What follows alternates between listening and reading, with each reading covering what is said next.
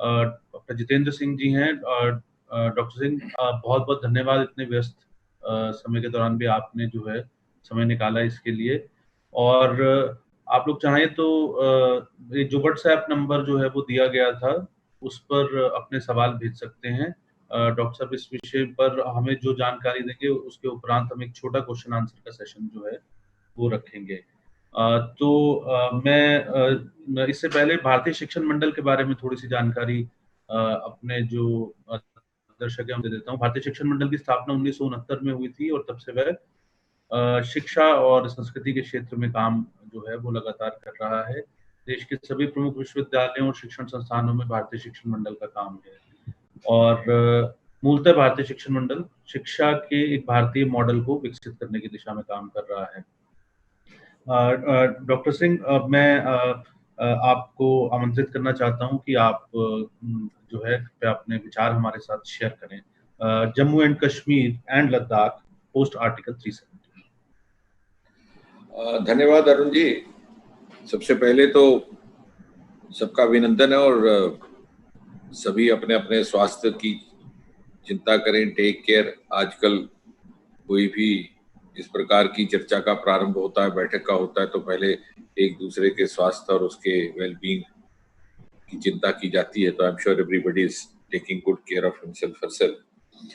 अब अरुण जी, मैं चाहूंगा कि मैं आरंभ में संक्षेप में ही कुछ बात रखूं। बहुत ज्यादा लंबी मोनोलॉग करने की आवश्यकता नहीं है। कुछ एक इंट्रोडक्टरी रिमार्क्स रख करके we will try to make it more interactive. उससे थोड़ा सा हमारे भी ध्यान में आ जाएगा कि जितने भी हमारे पार्टिसिपेंट्स हैं उनका किन किन विषयों में, खास पहलुओं में रुचि है और उसी पर हम ज्यादा विस्तार में आगे वार्तालाप भी कर सकते हैं। तो संक्षेप में कहा जाए कि जैसे आपने कहा, जम्मू कश्मीर लद्दाख 370, उसके बाद तो सच पूछिए तो जो गत लगभग 10 महीने का अंतराल रहा है, ये अपने में एक ऐतिहासिक अंतराल रहा है, 5-6 अगस्त से लेकर के आज तक का।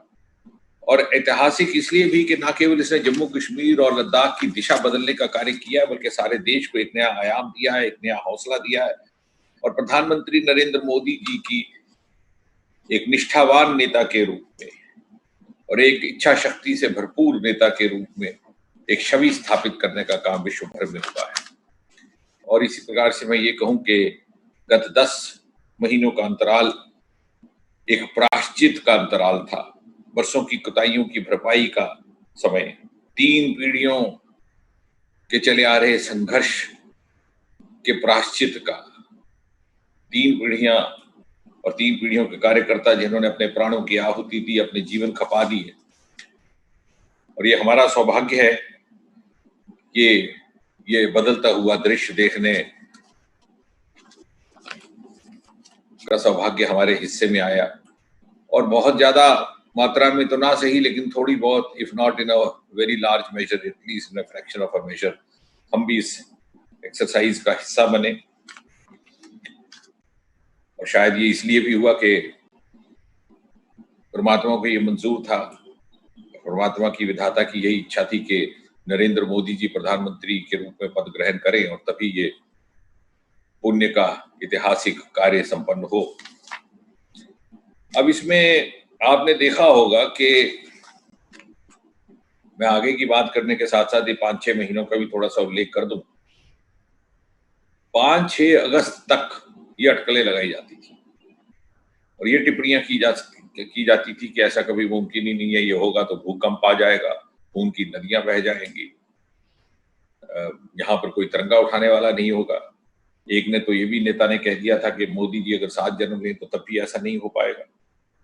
लेकिन उसके बाद जिस प्रकार का घटनाक्रम चला है आपने देखा। मैं समझता हूं कि one of the most festive seasons in the last 1 year.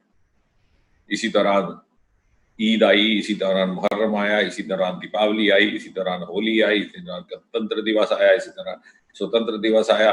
कोई ऐसा साल पिछले 30 वर्ष की मिलिटेंसी के दौरान नहीं गया, because I always try to speak with evidence, क्योंकि आज का दौर एविडेंस बेस्ड हो गया कि जब गणतंत्र दिवस या स्वतंत्र दिवस के अवसर पर कोई ना कोई नामुराद घटना ना घटी हो on the eve of independence day और रिपब्लिक डे, क्योंकि और हम भी we had got used to it कि हाँ साहब ये तो है ही है, वो इंडिपेंडेंस डे आने वाला है तो पाकिस्तान ने कुछ ना कुछ शरारत करनी, लेकिन इस बार ऐसा कुछ नहीं हुआ। तो इतना स्मूथली ये गया।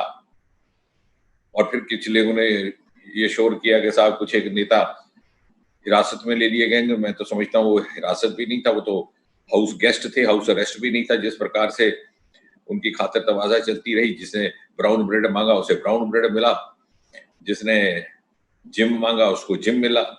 और अगर तुलना की जाए जो पहले होता रहा है तो यही सरकारें थी, कांग्रेस की सरकार ने ही शेख अब्दुल्ला को उठा करके 12 बरस कोडे कनाल की जेल में फेंका था, इतने दूर। तो कहने का तात्पर्य कि सब कुछ इस तरह से घटा है। और उसके बाद तुरंत जो कहा जाता था कि साहब भूकंप आएगा और ना मालूम क्या हो जाएगा, ऐसा भी नहीं हुआ। लॉकडाउन के तुरंत पहले तक श्रीनगर के बाजारों में, लाल चौक में ये आलम था, ये दृश्य था कि ट्रैफिक जाम लगा करता था। इसकी विजुअल्स, इसकी पिक्चर्स आती रही है, जैसे अंग्रेजी में कहते हैं पिक्चर्स डोंट लाई। तो उसको बहुत ज्यादा उसकी तस्दीक करने की आवश्यकता नहीं। और अभी भी लॉकडाउन रिलैक्सेशन के बाद भी जिस प्रकार से श्रीनगर में बढ़ चढ़ करके भीड़ बाहर आनी शुरू हुई है। मैंने जैसे अभी कुछ ही दिन पहले कहा, उस समय भी कहा था कि it was a miscarriage of history which has been undone. और मैं ये भी कहता हूं कि अगर उस समय भारत के प्रधानमंत्री श्री नेहरू ने गृह मंत्री सरदार पटेल को उसी तरह से कश्मीर और जम्मू कश्मीर के मामले में वो हैंडल करने की स्वतंत्रता दी होती, उस तरह से दूसरों प्रदेशों को, दूसरे राजवाड़ों को उन्होंने किया, तो शायद ये नौबत ही ना आती और ना ही पाक अधिकृत कश्मीर होता और ना ही ये समस्या होती और ना ही 370 इत्यादि। मैं उसमें नहीं जाऊंगा कि वो अपने में एक बहुत लंबा विषय है। लेकिन कहने का तात्पर्य ये कि इसके बाद भी गुमराह करने की कोशिश की गई उन लोगों के द्वारा जिनका कहीं ना कहीं स्वार्थ जुड़ा हुआ था उस प्रकार की राजनीति से, जो राजनीति 5 और 6 अगस्त के पहले आती रही। लोगों को उकसाने के लिए, गुमराह करने के लिए, यहाँ तक कि जम्मू के राष्ट्रवादी लोगों को भड़काने के लिए कहा जाने लगा कि साहब महाराजा हरि सिंह ने एक स्टेट सब्जेक्ट लॉ लाया था, तो ये उसकी अवहेलना हो रही है, उसका उल्लंघन हो रहा है। लेकिन सच पूछिए तो बहुत बड़ा अंतर ये था कि महाराजा हरि सिंह भले ही उस समय जम्मू कश्मीर भारतीय गणराज्य का हिस्सा नहीं था, लेकिन उसमें तब भी इतनी फ्लेक्सिबिलिटी थी उनके क्लॉज 3 में कि जिसमें ये मोहलत रखी गई थी कि यदि कोई बाहर का उद्योगपति, बाहर का कोई वैज्ञानिक जम्मू कश्मीर के काम आ सकता है, उसकी सेवा कर सकता है, तो उसके लिए रिलैक्सेशन दी जाएगी, उसके लिए रियायतनामा होगा, उसके लिए इजाजतनामा होगा 10 साल पहले, और उसके बाद परमानेंट सिटीजनशिप देने का भी प्रावधान रहेगा। यही कारण है कि इतने इतने दिग्गज लोग, सर रामनाथ चोपड़ा जिन्होंने जम्मू में लेबोरेटरी स्थापित की, जिसे आज IIIM की लेबोरेटरी कहा जाता है, कलकत्ता से सेवानिवृत्त होकर आए थे और महाराजा हरि सिंह ने उनको जम्मू में बसाया, उनको रहने के लिए जगह दी।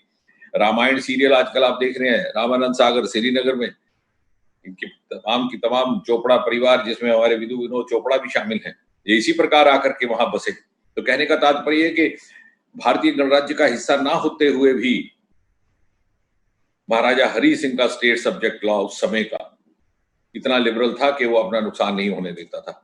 और इसलिए कुछ एक परिवारों ने अपनी प्रभु सत्ता बनाए रखने के लिए भ्रम पैदा किया ताकि कोई बाहर से अंदर ना आ सके और हम उस खला में, हम उस वैक्यूम में अपनी डोमिनेंस जमाए रखें पीढ़ी दर पीढ़ी। उसमें भी बहुत अधिक नहीं जाएंगे, सीधा आप वर्तमान के परिप्रेक्ष्य में आए तो 31 अक्टूबर की मध्य रात्रि को यूनियन टेरिटरी का गठन होता है, जम्मू कश्मीर की एक यूनियन टेरिटरी, लद्दाख की एक। और मैं ये बात स्पष्ट कर दूं और वाजे कर दूं कि the decision to form union territory by the government of India and by the Home Ministry was done after due diligence and after a serious exercise। ये नहीं था ऐसे कि साहब यूनियन टेरिटरी बना दिया। कुछ लोग उठ करके कहते हैं कि साहब हमारा दर्जा कम हो गया, हमारा स्तर कम हो गया। तो पहले कौन सा स्तर था उनका और इसका लाभ क्या हुआ, मैं आपको बताता हूँ। यूनियन टेरिटरी 31 अक्टूबर की मध्य रात्रि को बनती है। अगले ही दिन लखनपुर की टोल पोस्ट हटा दी जाती है, जिसको GST के बावजूद रखने का कार्य किया गया था, जो अनकॉन्स्टिट्यूशनल भी था और इलीगल भी था। तत्कालीन वित्त मंत्री श्री अरुण जेटली जी के मन को यह हमेशा बात ठकठकाती थी, उनको ठेस रहती थी कि GST के लागू होने के बाद भी 1 नेशन 1 कानून जम्मू कश्मीर में, 1 नेशन 1 टैक्स का कानून, विधान और नियम जम्मू कश्मीर में पालन उसका नहीं हो रहा। और एक ही दिन के अंदर कितना अधिक राशि का अंतर हुआ है, जो लाभ हुआ है। और 2 ही दिन के भीतर इस टोल पोस्ट के हटने से सीमेंट की कीमत 6,000 रुपया पर क्विंटल घट जाती है, तो आप मुझे बताइए कि कुछ एक लोगों के फायदे के लिए आपने डबल टोल टैक्स लगाया, लेकिन जो गरीब आदमी अपना मकान बना सकता है उसको सीमेंट की कीमत बढ़ती रहे, उसकी कोई चिंता नहीं की। और प्रधानमंत्री आवास योजना जो मोदी जी ने इतनी संवेदनशीलता से लाई थी, उसका भरपूर लाभ ना पहुंचे। तो ये मात्र एक दिन में ये परिवर्तन आया, और उसके बाद दिन प्रतिदिन जहां तक सरकारी कर्मचारी थे उनको सेंट्रल गवर्नमेंट हेल्थ सर्विसेज का कवर मिला, उनको एलटीसी का कवर मिला। 48 करोड़ रुपया तो उसी दिन लागू कर दिया गया। 800 ऐसे कानून थे केंद्र के जो जम्मू कश्मीर में लागू नहीं किए गए थे। जो कानून उनको सूट करते थे उनको लगा देते, जो नहीं करते थे नहीं करते। और देखिए कौन कौन से कानून थे जो नहीं लगाए गए थे। चाइल्ड मैरिज एक्ट, आप मुझे बताइए विश्व में कौन सा ऐसा देश होगा जिसको आपत्ति होगी चाइल्ड मैरिज एक्ट, क्योंकि आप किसी समुदाय विशेष को अपीज करना चाहते थे, खुश करना चाहते, आपको लगता था कि चाइल्ड मैरिज एक्ट लगाने से शायद वो नाराज ना हो जाए आपका वोट बैंक, तो इसलिए आपने इतना घिनौना कानून जो देश भर में था जम्मू कश्मीर में नहीं लगने दिया। डाउरी एक्ट नहीं लगने दिया, कमाल हो गया। Prevention of child sexual abuse का एक्ट वो जम्मू कश्मीर में नहीं था। राइट टू एजुकेशन नहीं था। एल्डर्स की केयर का एक्ट है, इसी सरकार ने निर्माणित किया था, वो नहीं था। और अब जो कानून लगाए भी, अच्छा इसके या तो फिर आपने कोई प्रिंसिपल स्टैंड लिया होता, तो ऐसा भी नहीं था। जो जो आपको सूट करता था आप लगाते, तब आप 370 भूल जाते थे। उसका सबसे बड़ा एक बहुत ही नुमाया एक उदाहरण है कि सन 1975 में इमरजेंसी के दौरान इंदिरा जी ने एक अमेंडमेंट लाया था, 42-43 अमेंडमेंट, जिसे considered one of the blackest amendments of the blackest era of Indian democracy, जिसके तहत बहुत से और संशोधन लाए गए। उसमें एक ये था कि संसद का कार्यकाल और विधानसभाओं का कार्यकाल प्रदेशों का 5 साल से बढ़ा करके 6 साल कर दिया जाए, क्योंकि इंटेलिजेंस रिपोर्ट से उनको ये सूचना दी थी कि अभी अनुकूल वातावरण नहीं है उनकी पार्टी के लिए इलेक्शन में जाने का। मोरारजी भाई जब प्रधानमंत्री बनते हैं तो इसी को वापस 45-46 के तहत वापस संशोधित करके पुनः 5 साल अवधि कर दी गई। जब पहला कानून बना 5 साल से 6 साल अवधि बनाने का, वहां पर आपके मुख्यमंत्री शेख अब्दुल्ला थे, तुरंत उसे अपना लिया। उस समय 370 की कोई परवाह नहीं की। लेकिन जब उसे मोड़ा गया तो देश भर में वापस पुनः विधानसभा का कार्यकाल 5 वर्ष हो गया, लेकिन जम्मू कश्मीर में 31 अक्टूबर 2019 तक 6 साल ही बना रहा।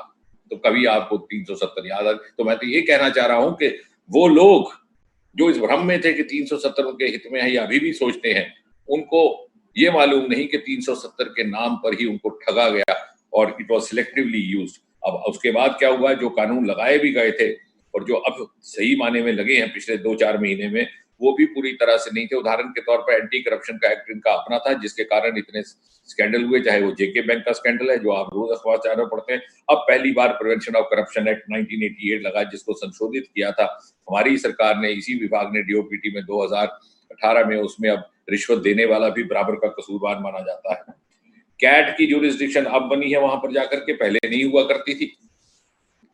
और अब जो डोमिसाइल का कानून जिसकी नोटिफिकेशन 2 ही दिन पहले निकली है, उसके अंतर्गत जो पाकिस्तान, उस समय के पश्चिम पाकिस्तान से शरणार्थी आए थे पिछले 70 वर्ष में, ना नागरिकता का अधिकार ना वोट देने का अधिकार है। भला आज के युग में ऐसा आप विदेश चले जाए तो वहां आपको कुछ वर्षों के बाद नागरिकता मिल जाती है। और यही वर्ग है जिसके दो व्यक्ति भारत के प्रधानमंत्री के पद पर आसीन हुए, डॉक्टर मनमोहन सिंह और श्री इंद्र कुमार गुजराल। क्योंकि इसलिए क्यों उन्होंने जम्मू कश्मीर में जाकर के बसने की नासमझी नहीं की, और जो जाके बस गए वो वोट देके अधिकार से वंचित हो गए। भला ये कहाँ का अन्याय था, कहाँ की इंसानियत थी। पाक अधिकारी जम्मू कश्मीर वालों को उनके पूरे अधिकार नहीं दिए गए। और आज मैं ये दावे के साथ कहता हूं, और अरुण जी 6 महीने के बाद ये बात हम फिर से तस्दीक करेंगे, जो लोग आज विरोध कर रहे हैं इस डोमिसाइल लॉ का जो परसों ही आया है, मैं यकीन के साथ कह सकता हूं आप उनके बच्चों को अलग कमरे में बिठा करके सर्वे करिए, उनके बच्चे हमें दुआएं देंगे। यदि आज नहीं देते तो धीरे धीरे जैसे उनको समझ आएगी, उनको पता चलेगा कि इस उभरते हुए भारतीय परिप्रेक्ष्य में, जहां ग्लोबल वर्ल्ड का एक हिस्सा बनने जा रहा है हिंदुस्तान, विश्व मूर्ति बनने जा रहा है, तो ग्लोबल पैरामीटर्स, ग्लोबल मापदंडों पर अपने आप को उतारने के लिए ये एक मेन स्ट्रीमिंग का काम करेगा। ये जो विरोध कर रहे हैं इनका स्वार्थ हो सकता है, लेकिन इनके विरोध के बावजूद इनके बच्चों का भला करने का कार्य हमने किया आने वाला समय, और द हिस्ट्री विल विंडिकेट अस। और इसलिए मैं शुरू में कुछ दिक्कतें हो सकती हैं because we had got conditioned. अब जैसे जैसे जेम का पोर्टल वहां नहीं था, देखिए अगर किसी गरीब को फायदा मिलता है, किसी छोटे ट्रेडर को फायदा मिलता है तो इसमें क्या नुकसान है, लेकिन चंद एक लोगों को फायदा पहुंचाने के लिए आपने वहां नहीं लगाया था। अब शुरू में उनको दिक्कतें आई, उनको समझाने का कार्य होना चाहिए कि भाई देखिए आपको धीरे धीरे यूज होने का वक्त मिलेगा, लेकिन आगे चल करके जब आप ग्लोबल इकोनॉमी का हिस्सा बनेंगे तो भले आप आइसोलेशन में काम कैसे कर सकते हैं। और आपने संस्थान तो बना दिए, एक नहीं दो एम्स। मोदी जी की फराख दिली देखिए, Jammu Kashmir is the only union territory which has not one but two AIIMS. बहुत सारी यूनियन टेरिटरी तो ऐसी हैं कि जहां एक भी एम्स नहीं है। एक चंडीगढ़ में पीजीआई है, एक मेरे ध्यान में आता है पौंडीचेरी में जिपमेर है। उसके अतिरिक्त इस तरह का नेशनल इंस्टीट्यूट कहाँ है? लेकिन वहां 2 एम्स बन गए, लेकिन इमारतें बन गई, लेकिन ना टीचिंग इंस्टीट्यूट बन सका, ना अस्पताल बन सका, क्योंकि आपने ऐसी शर्तें रखी थी कि बाहर से कोई फैकल्टी आने को तैयार नहीं थी। 8 मेडिकल कॉलेजेस हैं, 3 मेडिकल कॉलेजेस तो मेरे अपनी कॉन्स्टिट्यूएंसी में पिछले 5 सालों में बने। अब इस परिवर्तन के बाद you will be able to get the best of the faculty. हमारे यहाँ से एक्सोडस बच्चों का क्यों होता था, क्यों जाते थे बाहर नौजवान? कभी हमने इस बात को शोध किया? हम तो राजनीति करते रहे, लेकिन इसलिए जाते थे प्राइमरीली फॉर 2 रीजंस। एक, in search of higher education, B, in search of livelihood. Higher education, आपके पास 8 मेडिकल कॉलेज, आपके पास 2 3 इंजीनियरिंग कॉलेज, आपके पास 2 एम्स, फिर भी आपके बच्चे पुणे बंगलौर जा रहे हैं क्योंकि उन्होंने वो 2 शब्द पढ़े हैं जो हमें नहीं पढ़ाए गए थे, और वो है जॉब प्लेसमेंट। आपके कैंपस में ना कोई कैंपस इंटरव्यू आता है, ना आपके यहाँ फैकल्टी है। अब उस चीज में बदलाव आएगा and you will be part. हमारे बच्चों के लिए I think this is going to open up new avenues. इसी प्रकार जब वहां इंडस्ट्री लगेगी, क्योंकि इंडस्ट्री के लिए तो डोमिसाइल की काफी रियायतें भी हैं, इमीडिएटली वो लगा सकते हैं, तो आपके बच्चों को वहीं पर रोजगार के साधन मिलेंगे। हमने ये करके दिखाया पूर्वोत्तर में भी और इस व्यवस्था में भी होगा। पंचायतों को देखिए 73 और 74 अमेंडमेंट वहां पर लागू नहीं हुआ था, अब लागू हो चुका है। राजीव गांधी ने लाया था, कांग्रेस सरकार ने लाया था, लेकिन विडंबना ये कि कांग्रेस गठबंधन में रही जम्मू कश्मीर में, लेकिन ये फिर भी नहीं लगाया। क्यों नहीं लगाया? क्योंकि लगभग 6,000 करोड़ की राशि पंचायतों के लिए और 4,000 कुल की राशि म्युनिसिपल काउंसिल्स के लिए, कुल मिलाकर के 10,000 करोड़ की जो राशि पहुंचती जम्मू कश्मीर में, अगर 73, 74 अमेंडमेंट पूरी तरह से लग जाए तो सीधी सीधी चुने हुए प्रतिनिधियों के पास जाएगी, सरपंचों के पास जाएगी, काउंसलर्स के पास जाएगी, कॉर्पोरेटर्स के पास जाएगी। इसलिए उसको नहीं लगाया गया ताकि वो मंत्रियों के पास रहे और वो अपनी इच्छा अनुसार, अपनी अनुकूलता अनुसार उसका वितरण करे। कितना करें ये भी उसके ऊपर छोड़ दिया गया। आज कोई ऐसी पंचायत नहीं है जहां पर पहली किस्त 1-1 करोड़ तक की पहुंच गई है। और सही सशक्तिकरण, मैं तो ये कहूंगा कि वो पार्टियां जो सेल्फ रूल की बात करती थी, जो पार्टियां ऑटोनॉमी की बात करती थी और लोगों को बहलाती रही, ये सेल्फ रूल और ये ऑटोनॉमी सही माने में मोदी जी ने की दिखाई है। जम्मू कश्मीर के लोगों को ये समझाने का पहली बार काम हुआ कि सेल्फ रूल का असली अर्थ क्या है। सेल्फ रूल जहां तक मैं समझता हूं, जहां तक कोई और भी विश्लेषक समझेगा, उसका अर्थ है कि जो सेल्फ से पैदा हो, जो जमीन से उपजे। Autonomy for whom? Autonomy for self, autonomy for the family, and self rule for whom? Rule of the self. लेकिन सही माने में सेल्फ रूल ऑटोनॉमी है जो ग्रास रूट से होगे, और उसका प्रारंभ अभी पिछले 3-4 महीने में हुआ। उससे पहले तो सिर्फ सेल्फ रूल और ऑटोनॉमी की बात करती रही ये पॉलिटिकल पार्टियां, लेकिन जमीनी स्तर पर इससे लोगों को वंचित रखा। इसके अतिरिक्त क्योंकि ज्यादा बात ना करके मैं चाहूंगा कि हम इंटरेक्ट करें, मुझे लगता है कि एक बहुत बड़ा और उपलब्धि ये हुई है कि जहां जहां हमारे यहाँ डेवलपमेंट के काम जो रुके हुए थे उनको भी गति मिली है। एक बहुत बड़ा लाभ जिसका आने वाले समय में लगभग एक पीढ़ी गुजर जाने के बाद पता चलेगा कि 70 वर्ष की इस तरह की विचित्र राजनीति ने हमारे अंदर, हमारी मानसिकता में एक गुलामी का आलम डाल दिया था। a sense of slavishness, a sense of defeatism, a sense of pessimism, धीरे धीरे वो जाती रही। और equitable distribution of resources and equitable sense of confidence, वो अब पहली बार आया। रुके हुए प्रोजेक्ट्स थे आपके, शाहपुर कंडी मेरी अपनी कॉन्स्टिट्यूएंसी में देख लीजिए, 40 साल से रुका हुआ था, अब जाकर के शुरू हुआ है, जिससे कंडी का नाम कंडी नहीं रहेगा, इरिगेशन हो जाएगी। उज मल्टीपर्पज प्रोजेक्ट कितने प्रयास के बाद 30-40 साल से रुका, अब शुरू हो गया। आज ही समाचार पत्रों में आपने पढ़ा पावर के महत्वपूर्ण प्रोजेक्ट 624 मेगावाट का खीरू प्रोजेक्ट किश्तवाड़ में पकड़ लगा। अगर मैं नाम ले लूंगा सारा दिन गुजर जाएगा। ये सब क्यों रुके थे? सवाल ये नहीं है कि नए नए काम कौन से शुरू हुए हैं इस परिवर्तन के बाद, सवाल ये है कि वो काम जो रुके हुए थे क्यों रुके हुए थे। यानी दूसरे शब्दों में, ना केवल जम्मू कश्मीर को भारत की इस विकास यात्रा से वंचित रखा गया, बल्कि जो विकास के कार्य पहले से चल रहे थे उन पर भी अंकुश लगाने का कार्य किया गया, ताकि उस एक सेंस ऑफ डेप्रीवेशन और स्टेट ऑफ डेप्रीवेशन के वो आलम में जिंदगी गुजारे और उनके ऊपर ये चंद एक परिवार अपनी हुकूमत जमाए रखें। देविका का प्रोजेक्ट है सुंदरीकरण का, गंगा के बाद पहला प्रोजेक्ट, ये भी उधमपुर में शुरू हो चुका है।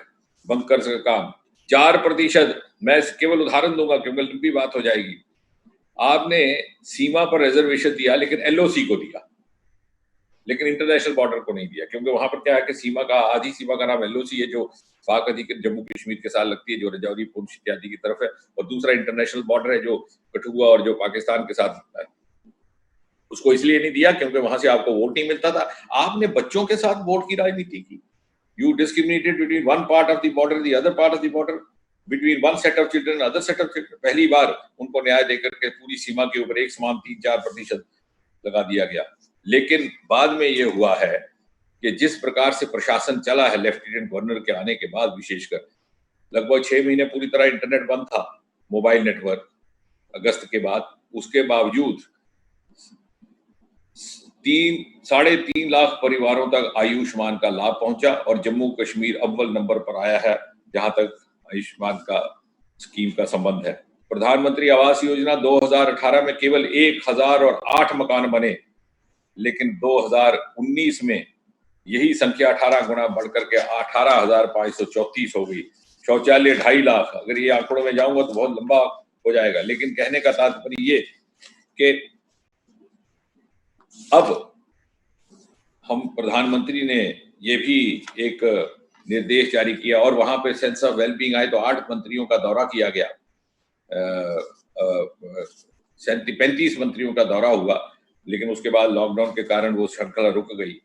प्रधानमंत्री का भी ये कहना है कि जिस प्रकार से हमने पिछले 5 वर्षों में नॉर्थ ईस्ट पर फोकस किया था, वही तवज्जो पूर्वोत्तर वाली तवज्जो अब जम्मू कश्मीर को मिलनी चाहिए, इसलिए उन दौरों की व्यवस्था की गई। और नॉर्थ ईस्ट पिछले 6 वर्षों में एक रोल मॉडल ऑफ डेवलपमेंट बनकर के सामने उभरा है। यदि हम नॉर्थ ईस्ट में ऐसा कर सकते हैं तो भला जम्मू कश्मीर में क्यों नहीं, क्योंकि नॉर्थ ईस्ट में तो दिक्कतें बहुत ज्यादा थी। वहां जोग्राफिकल कंस्ट्रेंट्स थी, constraints of connectivity, constraints of communication. और इतना ही नहीं था, वहां पर जब हम 2014 में पहुंचे तो मिलिटेंसी का ये आलम था कि जब हमारी गाड़ी नीचे से जाती थी तो पहाड़ों के ऊपर से फायरिंग होती थी। वहां मिलिटेंट ये जतलाने की कोशिश करता था कि मैंने आपकी गाड़ी देख ली है, ये ना समझिएगा कि मैंने आपको नोटिस नहीं किया, हाँ मैं आप पर फायर नहीं कर रहा। ये वो यहाँ वाली मिलिटेंसी नहीं थी जम्मू कश्मीर वाली के एक भाई मिलिटेंट है और दूसरा भाई कश्मीर एडमिनिस्ट्रेटिव सर्विसेज में नौकरी कर रहा है। ये उस प्रकार के आलम से, और रोड ब्लॉकेड्स हुआ करते थे 3-3, 4-4 महीने मणिपुर में, दूसरे प्रदेशों में, उससे हटकर के आज पूर्वोत्तर एक मेन स्ट्रीम डगर पर आज आया है। और मुझे विश्वास है कि अगर हम नॉर्थ ईस्ट में ऐसा कर सकते थे तो जम्मू कश्मीर में ये बदलाव लाने में और लद्दाख में ये बदलाव लाने में उससे भी कम समय लगेगा। आप कोरोना के समय देख लीजिए, सबसे पहले लद्दाख में चिंता बनी थी, वहीं पे पॉजिटिव आने लगे क्योंकि ईरान की एक टोली वापस लौटी थी अपनी यात्रा करके। आज लगभग लद्दाख कोरोना फ्री हो चुका था। एक केस उसका पिछले 1-2 दिन में आया, इसलिए फिर से उसको थोड़ा सा फिर से क्वारंटाइन इत्यादि की गाइडलाइंस को फॉलो करना पड़ा। एयर कार्गो सबसे पहले लद्दाख पहुंचा। इस प्रकार की प्राथमिकता के साथ चिंता की जा रही है प्रधानमंत्री की ओर से। मेडिकल कॉलेज वहां पर बनाया गया, यूनिवर्सिटी वहां पर बनाने का कार्य शुरू हुआ। ऐसा पहले कभी भी हो सकता था, लेकिन क्यों नहीं हुआ, सवाल ये पैदा होगा।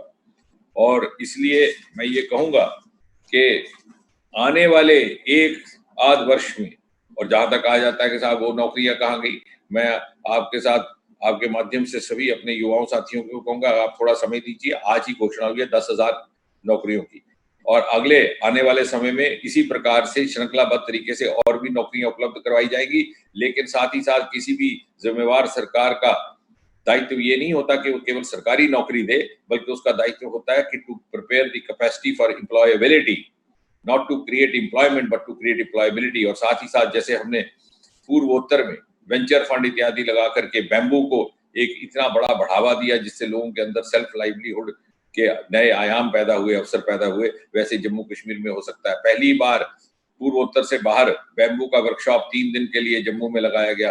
लोगों के ध्यान में तक नहीं था कि कितने बैम्बू रिजर्व जम्मू में मौजूद है। कठुआ जिला में ही बैम्बू का एक रिजर्व मौजूद है। वो इस प्रकार से आने वाले समय में जब खुले मन से, ईमानदारी के साथ, निष्ठा और प्रतिबद्धता के साथ, और एक ऐसी सरकार रहेगी जिसकी जवाब तलबी मोदी सरकार के आगे रहेगी, प्रधानमंत्री के आगे रहेगी, तो कोई कारण नहीं कि हम इस परिवर्तन को लाने में बहुत जल्द सफल होंगे। और साथ ही साथ मैं बात, चूंकि चर्चा आगे बढ़ाने से पहले अपनी बात समाप्त करते हुए कह दूं कि अगर हमारा अगला लक्ष्य कोई रहेगा तो ये रहेगा कि किस प्रकार से पाक अधिकृत जम्मू कश्मीर को पुनः भारतीय गणराज्य का हिस्सा बना करके, जिसे हम मानते हैं कि वो जम्मू कश्मीर का हिस्सा है, उसे जम्मू कश्मीर का हिस्सा बना करके उसी स्वरूप में जम्मू कश्मीर को बहाल करेंगे जिस स्वरूप में Maharaja Hari Singh instrument of accession पर हस्ताक्षर करते हुए भारत को सौंप करके गए थे। और ये इसीलिए संभव होगा कि अब एक ऐसा निजाम होगा, एक ऐसा प्रशासन होगा जिसमें ईमानदारी है। आखिरी एक आंकड़ा दे दूं आपको, 2017-18 की यदि आप बात करें तो तब भी एवरेज भारत सरकार की ओर से एवरेज सिटीजन ऑफ इंडिया के लिए जो राशि गई थी वो थी ₹8,227, 8,227। लेकिन जम्मू कश्मीर को 3-4 गुना ज्यादा 27,358 पर सिटीजन, लेकिन उसके बावजूद भी कोई तरक्की नहीं हो पाई। ये कहाँ जाता रहा पैसा, आने वाले समय में इसका भी हिसाब होगा। और जब यौमे हिसाब भी होगा और यौमे तरक्की भी होगी तो मुझे विश्वास है कि आने वाले पीढ़ियों के लिए, तो 3-4 पीढ़ियां तो गुजर गई, लेकिन आने वाली पीढ़ियों का भविष्य उज्जवल होने वाला है। अरुण जी कुछ और चर्चा करेंगे, कुछ बाकी मित्र बताएं तो उसी विषय पर जाएंगे हम। जी, मेरे पास बहुत देश भर से जो है वो आप जब अपने जो है विचार शेयर कर रहे थे तो देश भर से सवाल आ रहे हैं, तो मैं क्लब कर रहा हूँ कुछ सवालों को, ताकि और इंडिविजुअल्स का मैं नाम उस तरीके से नहीं लूंगा क्योंकि उसमें फिर ज्यादा समय लगेगा। एक सवाल जो बहुत लगभग 60% जो हमारे पास सवाल आए उनमें एक ही सवाल आ रहा है कि अब वर्तमान स्थिति में कश्मीरी पंडितों के पुनर्वास को लेकर सरकार का क्या नजरिया है, क्या कुछ परिस्थितियां बदल रही हैं? तो सबसे पहली बात तो ये कि जो डोमिसाइल का लॉ आया है उसके चलते कश्मीरी पंडित समाज के लिए बहुत बड़ी राहत है। और न केवल भारतवर्ष में रहने वाले कश्मीरी पंडित, बल्कि पिछले 3-4 दिन में मेरे पास अनेकों ऐसे मैसेज भी आए, वीडियो मैसेज भी आए, न्यूजीलैंड से, ऑस्ट्रेलिया से, विश्व भर में कई कई बरसों से रहने वाले कश्मीरी पंडितों ने इस डोमिसाइल लॉ के आने के बाद अपनी सेटिस्फेक्शन, अपना संतोष भी जाहिर किया है। और मुझे विश्वास है कि एक तो पहली बात ये कि कोई पाबंदी नहीं रही, कोई मजबूरी नहीं रही, और जिस तरह से इक्विटेबल प्रशासन वहां दिया गया है उनको उस तरह की वो जो एक एहसास कम तरी जिसे बोलते हैं कि sense of being inferior to other citizen, वो नहीं रहेगा। पुनर्वास का जहां तक संबंध है, दोनों चीजें मिली जुली हैं। सरकार की ओर से तो प्रयास है ही, जारी भी रहेगा, और जितना ईमानदारी से मोदी सरकार की तरफ से होगा इतना कभी हो भी नहीं सका।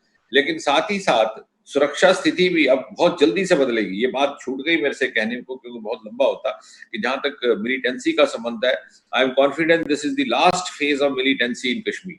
ये जो अब घटनाएं हो रही हैं, ये इन डेस्परेशन मिलिटेंट दौड़ते हुए कुछ ना कुछ वारदातें कर रहे हैं। और जब वातावरण ठीक होगा, जब सुरक्षा स्थिति ठीक होगी, तो बहुत सरल हो जाएगा सरकार के लिए भी वहां व्यवस्था करना और स्वयं कश्मीरी पंडित समाज के लिए भी वहां जाना। दूसरा सवाल जो दूसरा मुद्दा जिस पे बहुत सारे सवाल आ रहे हैं वो ये है कि जो जम्मू कश्मीर और लद्दाख दोनों में ही जो उसका पर्यावरण है और जो वहाँ की संस्कृति है वो वहाँ की समृद्धि का और विकास का मूल आधार जो है वो रही।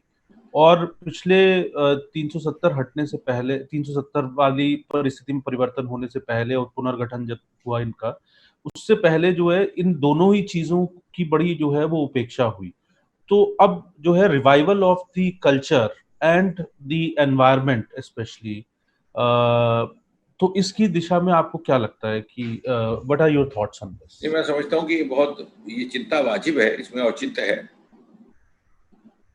और मैं तो I will go one step further, मैं तो ये कहूंगा कि इसमें सबसे बड़ी दुखदायक बात ये है कि ये जो कल्चरल इरोजन यदि हुआ भी है तो ये मात्र किसी घटनाक्रम के चलते नहीं हुआ, इसके पीछे भी कोई षड्यंत्र रहा, एक इस तरह की डेमोग्राफी चेंज करने का इरादा रहा। और मुझे ये बताइए कि जो लोग कश्मीर की कश्मीरियत की बात करते हैं, कश्मीरी कंपोजिट कल्चर की बात करते हैं, जब उन्होंने कश्मीरी पंडित को वहां से भाग निकाल के बाहर फेंक दिया तो भला कश्मीर की संस्कृति कहाँ रही? क्योंकि कश्मीर के कॉम्पोजिट कल्चर की सबसे बड़ी खासियत हाईलाइट ये थी कि ये मिश्रण था दोनों ही संस्कृतियों का। तो कल्चरल इरोजन करने के पीछे एक षड्यंत्र रहा, लेकिन मुझे विश्वास है और मैं दावे के साथ कहता हूं कि आने वाले समय में ऐसा कभी नहीं होगा और धीरे धीरे परिस्थितियां बदलेंगी, एक एक दिन में परिस्थितियां बदलेंगी। जैसे हमारे शास्त्रों में लिखा है संस्कार बदलने में 3 पीढ़ियां लगती हैं, 3 तो नहीं लेकिन 1 पीढ़ी बदलेगी। और जैसे मैंने कहा, अगली पीढ़ी यदि आज कुछ स्वार्थ के कारण, कुछ मजबूरी के कारण हम कुछ लोग हमारा विरोध कर रहे हैं, चाहे वो नेता हैं, चाहे वो पत्रकार हैं, चाहे विश्लेषक हैं, इनके बच्चों को पूछिएगा, आज से 20 वर्ष बाद वो बच्चे हमें दुआएं देंगे। और एनवायरनमेंट का भी वही रहा है, जानबूझ करके एनवायरनमेंट का खलल किया गया। हमारे ही बीच के नेता लैंड ग्रैबर्स बन गए, हमारे ही बीच के नेता फॉरेस्ट काटने लगे। और वो कहते हैं कि बागवान बन के उठे और चमन लूट लिया। तो जब चमन का माली ही लुटेरा बन जाए चमन लूटने के लिए, तो भला कैसे बचाव होगा? लेकिन अब वो पूरी तरह बदलेगा। और मैं तो ये भी कहूंगा कि पिछले 5-6 महीने में विशेषकर 31 अक्टूबर और 1 नवंबर के बाद जो बदलाव आया है और जिस तीव्र गति से बदलाव आ रहा है, कुछ लोगों को हजम नहीं हो रहा, क्योंकि वो they were not used to this kind of, वो एक बड़े कंफर्ट जोन में वो रह रहे थे। लेकिन धीरे धीरे बच्चों के साथ न्याय होगा। इंटरव्यू की प्रथा हमने मोदी जी के कहने पर भारत में समाप्त कर दी थी, वहां क्यों नहीं समाप्त हो रही थी? बार बार कहा, मैं डीओपीटी के साथ संबंध रखता हूं, दर्जनों बार तो मैंने चिट्ठी लिखी मुख्यमंत्री को, लेकिन क्यों नहीं हटाया गया?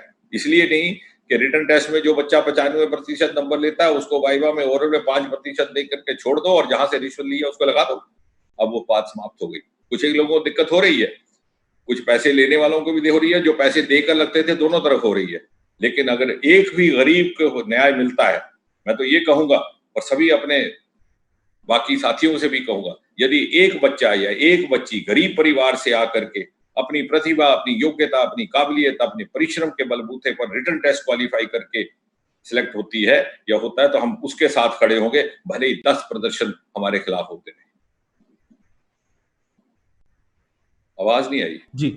हाँ, एक सवाल और जो है वो काफी कि कश्मीर में दलितों और महिलाओं, इन दोनों की स्थितियों में जो है ये पोस्ट आर्टिकल 370 में जो है वो क्या फर्क आया है? क्योंकि ये शायद सबसे ज्यादा प्रभावित वर्गों में जो है कश्मीर की बेटियां जो है वो, और कश्मीर में जो जम्मू कश्मीर में जो दलित है, तो उन पे क्या फर्क जो है, उनके लिए ग्राउंड लेवल पे क्या फर्क आएगा? सबसे पहली बात तो ये, मैंने कहा रातों रात ही परिवर्तन आ गए जब 35 से हटने से। वहां की कन्याओं को, वहां की बेटियों को नागरिकता के अधिकार से वंचित रखा गया था।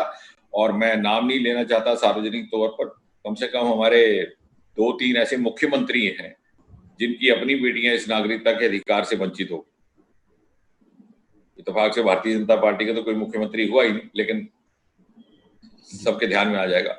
हमारे केंद्र में ऐसे रहने वाले नेता हैं, लेकिन राजनीति की मजबूरी इस तरह सी, जैसे इकबाल ने कहा है कि जरिया मुआश ने गला घोड़ दिया, कि बेटी को भी, अपनी को, घर की परिवार की बेटियों को भी वंचित कर दिया, सिर्फ इसलिए कि हमारा परिवारवाद और हमारी डायनेस्टी पॉलिटिक्स चलती रहे। आज वो समाप्त हो चुका है। महिलाओं में बहुत हद तक हराहत हुई है। डॉरी का कानून जो मोदी जी ने लाया,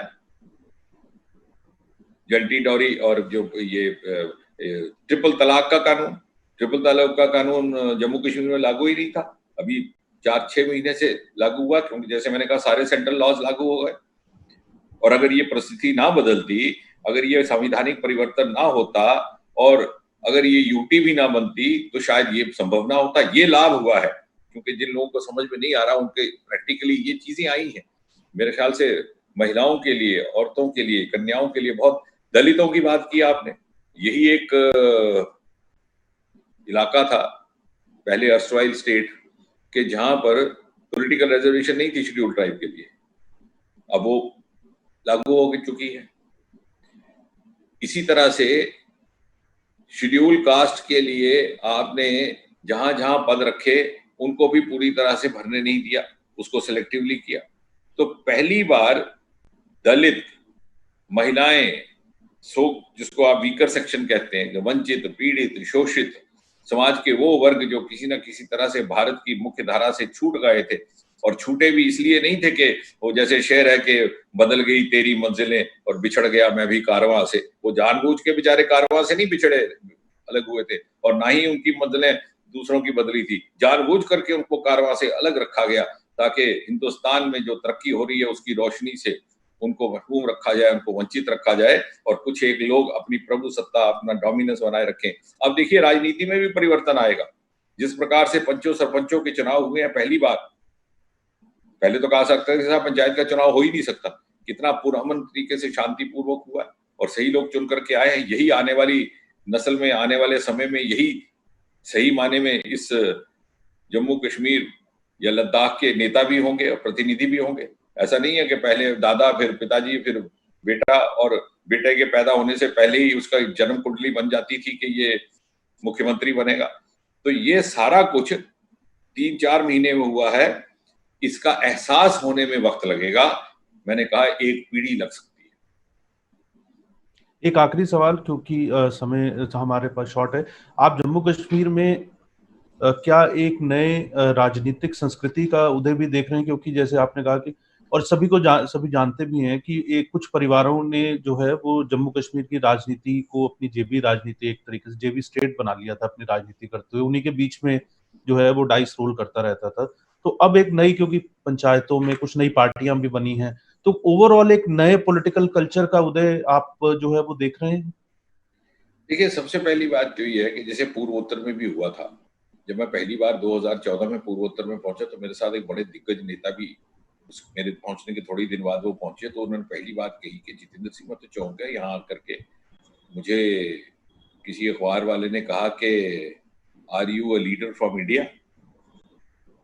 तो ये बात चूंकि जानबूझकर हमारे राजनीतिज्ञों ने ही ये खला बना करके रखी थी, टू रूल इन आइसोलेशन।